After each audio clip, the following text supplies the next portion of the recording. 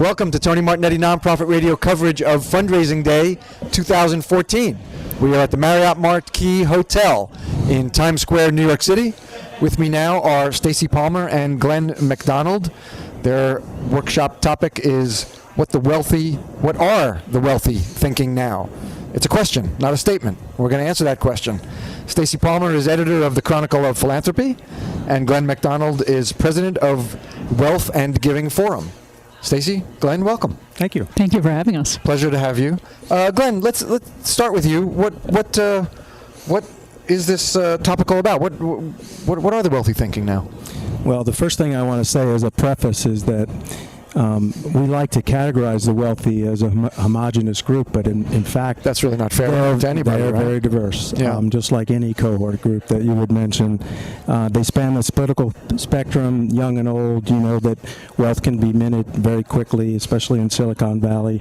And interestingly enough, on that topic, it is young generation that is spurring new trends in giving. And the number one trend right now is thinking about their philanthropy across everything they do, not just in the checks they write, meaning how they invest their portfolio and what sort of for-profit companies they invest in, ones that they believe they can be transformational in society. Mm-hmm. And I think that's really the number one trend that I see, and they are shifting the thinking of their parents and grandparents, to be quite frank. And when you say the young, are we thinking of people in their 30s? Early 20s, coming out of college and thinking about the business choices they make, the careers they want to be involved with, the types of companies they want to work for. They want their doing good and doing well and making money to be integrated into one. It's no longer separate, and I think that's a trend that's here to stay. And I'm sure we've read, in the press, in the Chronicle of Philanthropy, Wall Street Journal, that socially responsible investing and impact investing are considered alongside of the donations and grant making that foundations are making right now. Stacy, what do you have to add early on? I agree. That's one of the big trends. The other thing that some people are starting to talk about is whether there's a whole third wave of philanthropy coming among the young, and whether Mark Zuckerberg really kicked that off, and he's not even 30 yet. But by giving so much money to the Silicon Valley Community Foundation rather than setting up his own foundation, he set a model for the other ways of thinking about giving, not institution building, but really saying, I want to do this differently, and others may be following his model. So I think we are seeing a pretty big shift. Yeah. Glen, a third wave? I agree wholeheartedly. I think even before Mark Zuckerberg, Warren Buffett said, look, rather than build a new private foundation, I'm going to give my money to Bill Gates. I respect him. I trust him. I like his work. I like his team he's built. Why start over? I think, Stacy and I would probably agree that the proliferation of new foundations and new nonprofits, when a lot of great organizations have already been built, small and large and everything in between, are already available to donors. And in some respects, by giving to the community foundation, what Mark Zuckerberg is saying, the staff is there's a lot of programs already in place, and we can be flexible because the community foundation structures allow for flexibility, not only in the way they give and the timing of giving, but also in the number of programs that are available. Now, those watching the video will note that the room got darker. Tony Martignetti Nonprofit Radio is continuing, though. The overhead lights are flickering a little bit. They're coming on and off, but it makes no difference. We persevere here at Nonprofit Radio. Absolutely. Nothing stops us. Earthquakes, bring them on. We will continue. We are not leaving this set until we flesh this out. Let's see. Let's talk a little more, Stacy, about this third wave. What else characterizes this? I think in addition to things like impact investing, we also see growing interest in merging political giving and philanthropic giving, okay. and thinking about the various ways that you can use your money to influence change. And of course, as campaign finance limits are basically going away, it's easier for the wealthy to think about doing that. And when you think about the scale of their political giving compared to philanthropy, it's so much smaller anyway, but they're definitely looking at both ways to do things.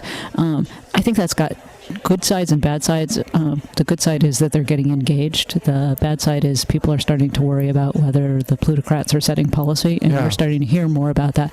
I think that could kick back on philanthropy in some pretty serious ways. So I think we have to talk about, sort of, are people going to be accused of trying to sway public policy through their philanthropy? And the wealthy setting the agenda, setting the research priorities. Indeed, but the flip side of that, of course, is that we all know that you can't create change unless you change some systems. Everybody in philanthropy has been talking about that for so long. So in some ways, you would think that they might be applauding the billionaires for finally getting more engaged in public policy, but yet we don't see that. Glenn, I see you nodding a lot. Yes, I absolutely agree, and I think that in some respects there is some advocacy and political influence of the wealthy that are looking to take care of themselves by not having more taxes or eliminating regulations on businesses, and I think there the Koch brothers are a big example. And Tom Steyer on the other side of the fence would say, well, yes, but I'm advocating on behalf of those who don't have.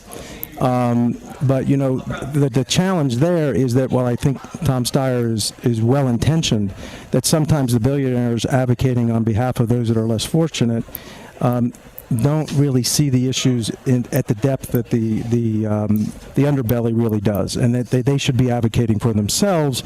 And the only way to do that is, frankly, this is bleeding out of philanthropy and into a political commentary, is through true democracy. And so I think there is an issue, and Stacy's spot on in saying, by philanthropy and the ability to raise .orgs to advocate and influence the political process, the challenge is that will philanthropy get, a little bit of a black spot when there's so much goodness. Like in this room, you go upstairs, there's 1,000 organizations that are doing wonderful things that nobody hears about. And you don't want the nonprofit charitable sector and philanthropy world to be viewed as too linked to, just the wealthy influencing the way the political game happens, because the real truth is so much goes on underneath that's wonderful. Yeah. Stacy, it looked like you wanted to add? Well, and I also think part of it, too, is that there's so much in philanthropy that doesn't have anything to do with politics. And so that is why... We need to keep things in context. Yeah. What else? What else are you planning to? Your session is this afternoon. What else is on your minds for the audience? I think one of the things we'll be talking about is the different ways to appeal to today's donors and to talk about what kinds of things draw them in. It's not enough just to say that they're motivated by a particular cause, but what kind of language do you use to get them engaged? Do you need to talk about financial metrics when you're appealing to an investor? Do you need to talk about how you're fixing things when you're talking to an entrepreneur? I was talking to a wealth advisor the other day who said she was advising an ophthalmologist, and he looks at everything through what people aren't seeing, because that's what he does all day, And so trying to think about donors in those ways and what their professional obligations are, that might shape what it is that they want to hear about, how you draw them in and get them engaged. So we'll talk about tips for doing that. So segmenting absolutely across your constituencies. Well, why don't you share? Can you share some of those tips? Let's not hold out on listeners. Well, and I agree with Stacy. The real challenge is that I say that every individual who is a donor, giver, investor in for-profit solutions to social issues has his or her own formula for wanting to give. And it involves the head and the heart, and some are more head-oriented and rational thinking about, and they focus on outcomes and measurement more than the emotional joy of that comes sometimes from giving, and everything in between. And I think that, to Stacy's point, and wealth advisors have the same challenge in managing money. They have to figure out what makes the person tick. And I think the most important thing, and I think everybody in this room would agree, is what's most important is the discovery process, is the listening, and then the appeal can be couched in the framework of the individual, not in some standard way of soliciting money. Yes, the listening. The listening. Whether that's done through social media channels, right, or one-to-one conversation, absolutely. A survey. Yeah, I think that's something that I hear on the show often, is that we're not active listeners. And you love listeners. I have 9,000 of them. I do love them, and I listen to them, but they are sometimes not listening the way they need to be listening. Exactly. To their various constituents, whether that's vendors on one hand or even donors on the other. Yeah. Oh, somebody's trying to. Oh, watch that. Okay. Background noise bleeding in. One further thought, I'd be interested in Stacy's perspective on this as I'm just getting to know her. That comes to mind is that I've seen that the most committed philanthropists that really follow through on the long haul and staying with the developing a strategy and then really staying through with an organization or an innovative not-for-profit leader that's starting something new or social issue to address is the ones who really do stay the course and have great impact and have patience for the outcomes, the right outcomes, are those that have been introspective and been thoughtful and taken a step back and not do something that's trendy, but something that really means something to them or their families. But that takes a certain kind of investment and investors who are in for the long term. And, Dan Pallotta had a lot to say about that. Correct.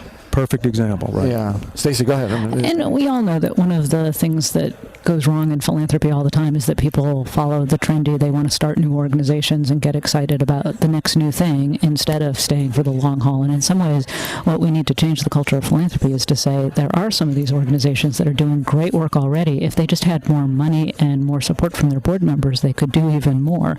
And that's not to say that new organizations shouldn't get started, but I think when people come into philanthropy, they just get excited about, I've got this innovative idea, please back me, instead of saying, wait a minute, who's already doing terrific work, and how can I get involved in the board? And that's one of the things that nonprofits really need, is committed board members who will get involved and do that kind of thing as well. It's not enough just to write a check. There's some sentiment that the passion takes over, and our system allows people to start a nonprofit as long as they can meet some not very high threshold requirements from the IRS, and that we then end up with a proliferation of charities duplicating, overlapping, rather than the person going to an existing charity and saying, if you don't have an opening for me on the board, can I partner some other way with you? Exactly. What about this proliferation of nonprofits? I mean, do you see that hurting us? Well, I think to Stacy's point at the beginning of this session that Mark Zuckerberg and I added Warren Buffett to the mix, and there's more and more that are saying no, that isn't the right thing. And I think that setting that example.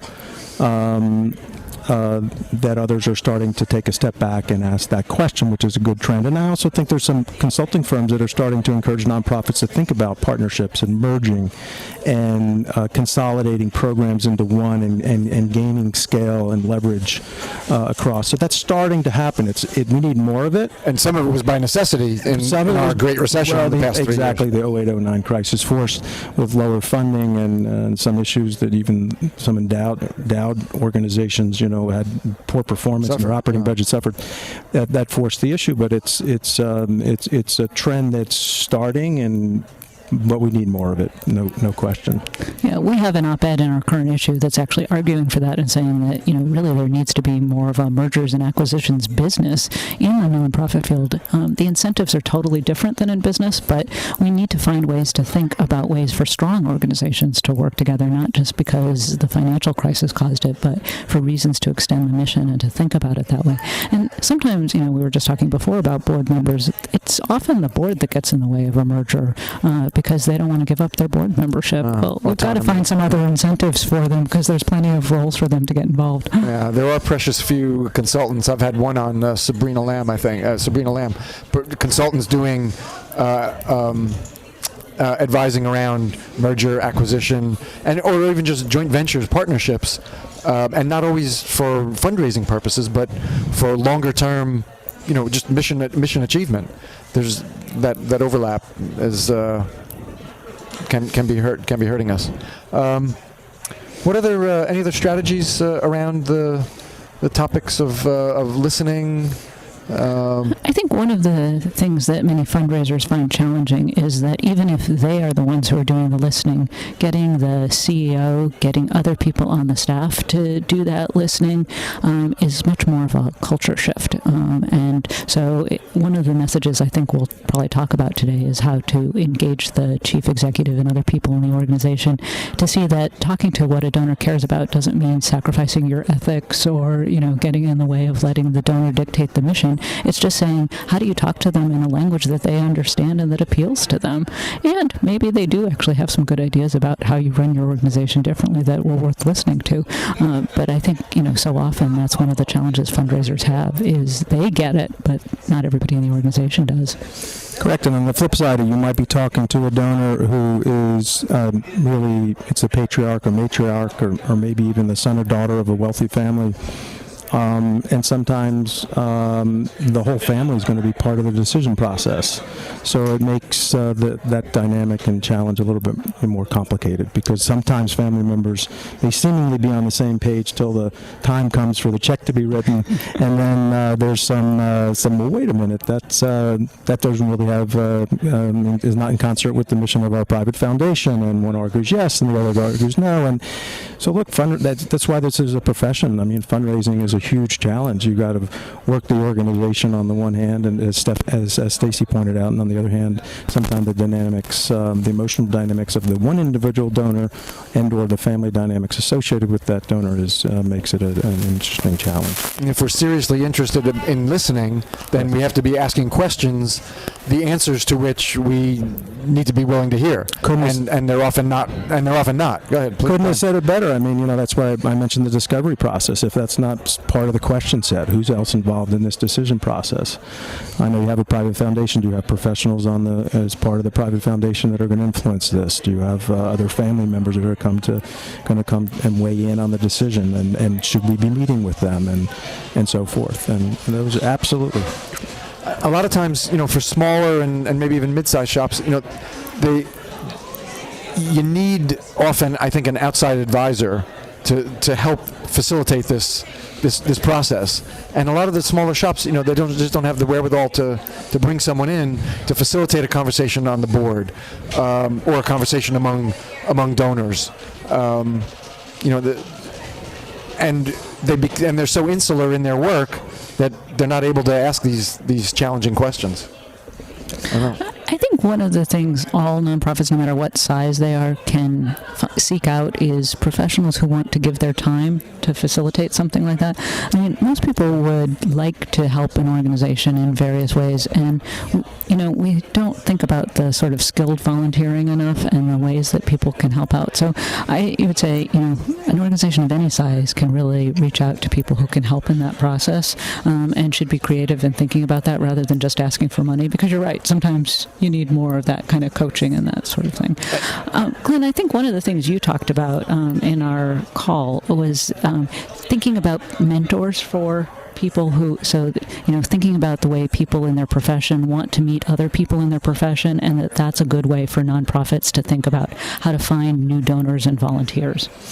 Yeah, and a couple of things on that was, well, we believe at Wealth and Giving Forum, we believe in peer learning, and so we really exist to encourage greater philanthropy, and in that regard, our sweet spot is emerging philanthropists, but we have other philanthropists come and tell their stories about how they developed their own formula for giving, and the struggles and challenges they ask themselves about how much to give, and what's the direction of my giving, and how do I involve my family, and how do I ensure that I'm not going to get donor fatigue, and so forth and so on. And it's really, I think, peer-to-peer learning in any field of endeavors is hugely important. That's why there's a lot of organizations like Young Presidents Organization for CEOs and so forth and so on. But even for nonprofit professionals, I mean, there's a great couple of organizations that are just.